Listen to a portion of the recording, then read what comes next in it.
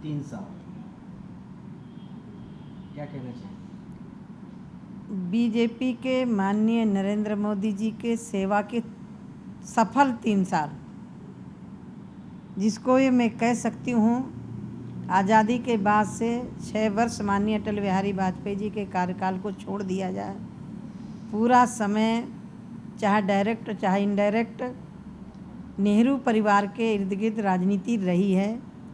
मैं इतना कह सकती हूँ कि अब उन लोगों को पीड़ा हो रही है जो एक खानदान से बाहर निकल कर देश की जनता ने ऐसे व्यक्तित्व को चुना था जिस व्यक्ति ने गरीबी देखी थी, गरीबी को झेला था, गरीबों की पीड़ा का एहसास था।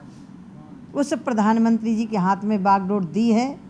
3 साल में जो विकास हुआ है, पंडित दीनदयाल जी का सपना, महात्मा गांधी ने भी कहा था, माननीय प्रधानमंत्री जी ने उन्हीं पर काम करने का शुरू किया है। अंत्योदय, चाहे वो गैस सिलेंडर का हो, चाहे पंडित दीनदयाल ग्राम ज्योति की योजना हो, चाहे 12 रुपये का बीमा हो, चाहे जीवन ज्योति योजना हो, ये तो मैं 2-4 योजनाएं, 105 योजनाएं हैं जिनमें अधिकांशतः गांव के स्तर, चाहे कृषि सिंचाई योजना, प्रधानमंत्री सिंचाई योजना हो, चाहे ज़मीन का परीक्षण का हो, यहाँ धान लगना चाहिए कि गेहूँ लगना चाहिए, वो ज़मीन का जब तक परीक्षण नहीं करोगे।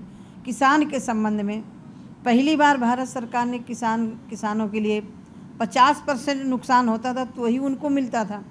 माननीय प्रधानमंत्री जी ने कहा कि यदि 32% भी नुकसान होता है तो उसको भी 100% मान करके दिया जाएगा। तो मैं ये कह सकती हूँ कि 3 साल में भारतीय जनता पार्टी की सरकार ने सफलतापूर्वक देश की सेवा में अपना 3 साल का समय व्यतीत किया है। और मैं कह सकती हूँ कि इस काम पर 3 साल की मेहनत पर, 3 साल के सेवा कार्यों को देख करके आज आप देख रहे हैं कि भारतीय जनता पार्टी लगातार बढ़ रही है। सरकार जहाँ चुनाव होते वहाँ बनती चली जा रही है। बाकी बचे 2 साल में लक्ष्य क्या होगा? देखिए, लक्ष्य जो प्रधानमंत्री जी ने पहले तय कर दिया था वही लक्ष्य है, और लक्ष्य भटकने का नहीं है। अंत्योदय, खेत को पानी, देश के नौजवान के हाथ में कौशल, रोजगार, ये हमारा लक्ष्य है, उसी को लेकर के चल रहे हैं।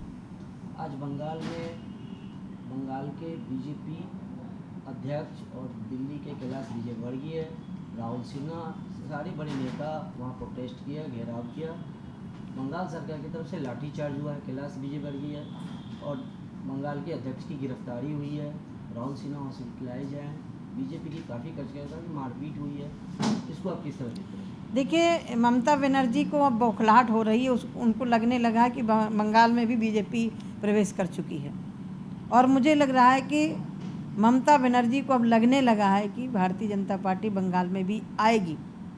और जब ममता बनर्जी पहली बार जीती थी तो हमें भी विश्वास जगा था कि कम से कम इस प्रदेश में कम्युनिस्टों से छुटकारा मिला, अच्छी सरकार चलेगी।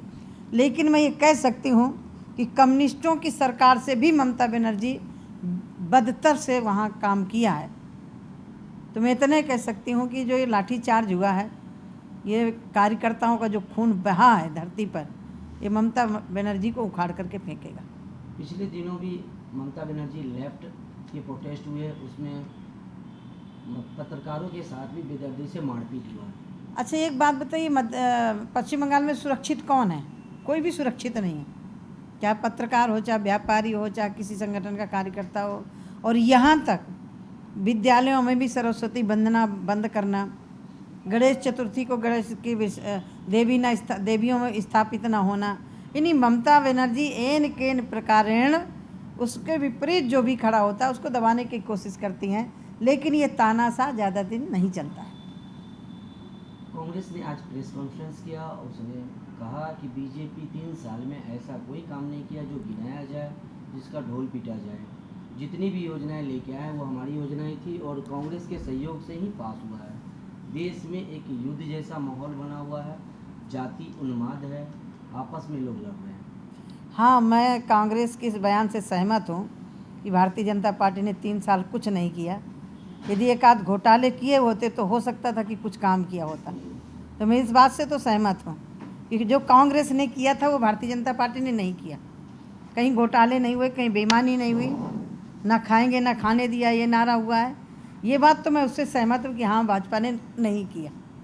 यदि इस बात पर कोई किसी से पूछेंगे तो सब लोग सहमत होंगे कि 3 वर्षों में किसी एक मंत्री के ऊपर घोटाला करने का आरोप भी नहीं लगा सकते। अब कांग्रेस की बौखलाहट है, जिन लोगों ने लूटा है उनके तक शिकंजा पहुंचने लगा है।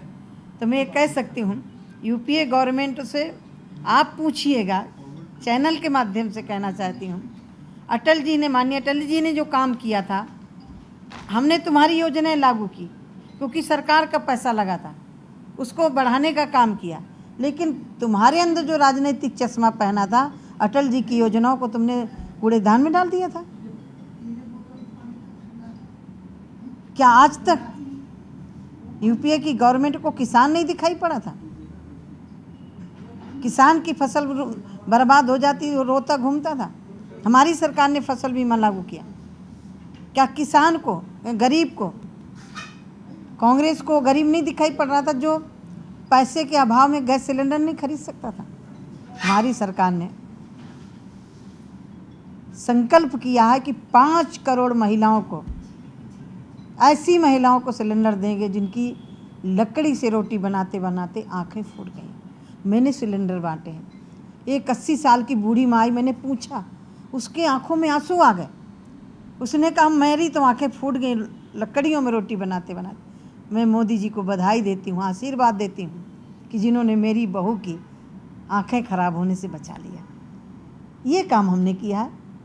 हमने लूटने का काम नहीं किया, कोयला लूटने का काम नहीं किया, 2G लूटने का काम नहीं किया, हमने लूटने का काम नहीं किया। बस यही कमी है हमने। ट्रिपल तलाक देश में बहस बना हुआ है। आप महिला हैं, क्या हिंदू महिलाओं की तरह ही मुस्लिम महिलाओं के लिए भी कानून बराबर हो? देखिए, महिला है। मुझे लग रहा है संविधान से बड़ा कोई कानून नहीं होता। किसी भी देश का संविधान होगा, संविधान से ही होना चलना चाहिए। लेकिन मुझे बड़ा खेद होता है कि महिलाएं सड़क पर घूम रही हैं। एक महिला होकर के सोनिया गांधी भी कुछ नहीं बोल रही, महिला होकर के मायावती कुछ नहीं बोल रही, महिला होकर के ममता कुछ नहीं बोल रही। क्या महिलाओं के साथ भी भेदभाव ही पसंद करती हैं क्या, कि मुस्लिम महिला अलग है, हिंदू महिला अलग है? मैं इतने कह सकती हूँ कि महिला का 3 तलाक संविधान इजाज़त नहीं देता, और हमारा धार्मिक पूजा पद्धति अपनी अपनी होती है। उनकी पूजा पद्धति अलग है, हमारी अलग है। लेकिन महिलाओं के संबंध में धर्म की आड़ में महिलाओं को सड़क पर छोड़ने की इजाज़त संविधान नहीं देता।